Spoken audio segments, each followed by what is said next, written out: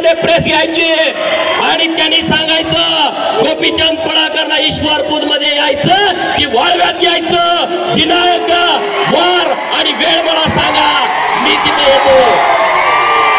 बरोबर ना? माझ्याकडे पोरं यायची गरज नाही रे, ती तुमच्यात हिंमत नाही डरपोकानो. पण मी तुम्ही सांगाल तिथं येतो हे मला तुम्हाला सांगायचं आहे. जायचं ना? जायचं का? मीडियावाल्यांना माझी विनंती आहे, त्याला सांगा असं गोपीचंदला बदनाम करून भीती घालून गोपीचंद थांबणारा माणूस नाही आहे. गोपीचंद फकीर माणूस आहे ना, मला आगे ना पिछा. तुम्ही मला किती जरी बदनाम करण्याचा प्रयत्न केला तर मी घाबरत नसतो.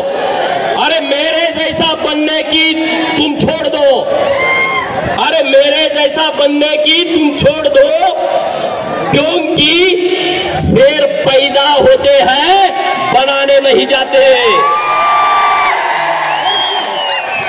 बरोबर ना? कुत्री अशी घोळक्याने येतात.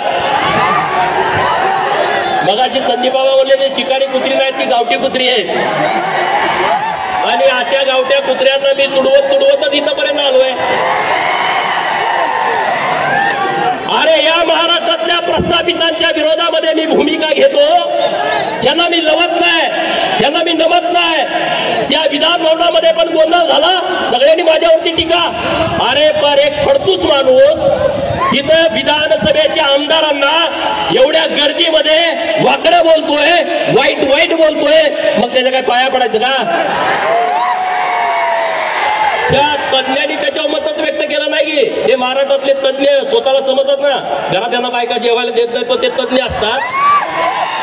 ते म्हणे गोपीचंद पडळकरनं विधान भवनाची आबरू घाला. आणि मी आबरू वाचवली. एका आमदाराला कोणतर फडतूस माणूस ज्याचा पुढाऱ्यांना बाया पुरवायचा धंदा आहे, तो माणूस वाकडं बघत असेल. आणि मी आमदारकीला भेट नाही रे, अशी आमदारकीला मी भेट नाही. माझा जन्म मी मागे सांगितलं होतं आमदार, खासदार आणि मंत्री होण्यासाठी झालाय, त्याच्यासाठी मी भेट नाही. त्याच्यासाठी मी काय असं करत नाही वेगळं काहीतरी प्रयत्न. अरे जगच्या लोकांनी मला सन्मानपूर्वक महाराष्ट्राच्या विधान भवनामध्ये पाठवलाय. जगच्या लोकांचं विरोधाच्या बनातनं मी जाहीर आभार व्यक्त करतो, जाहीर आभार व्यक्त करतो. कारण ही माझी शेवटची निवडणूक होती, ही निवडणूक माझी शेवटची होती.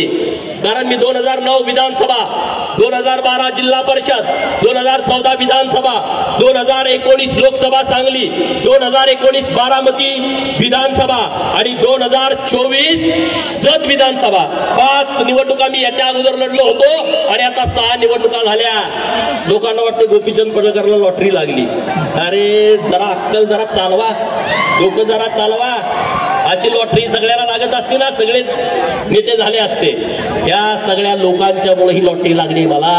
ही सगळी महाराष्ट्रातली मायबाप जनता आहे ना, त्यांच्यामुळे मला लॉटरी लागली आहे. आणि म्हणून सर्व लोकांना माझी हात जोडून विनंती आहे की चिंता करण्याचं कारण नाही.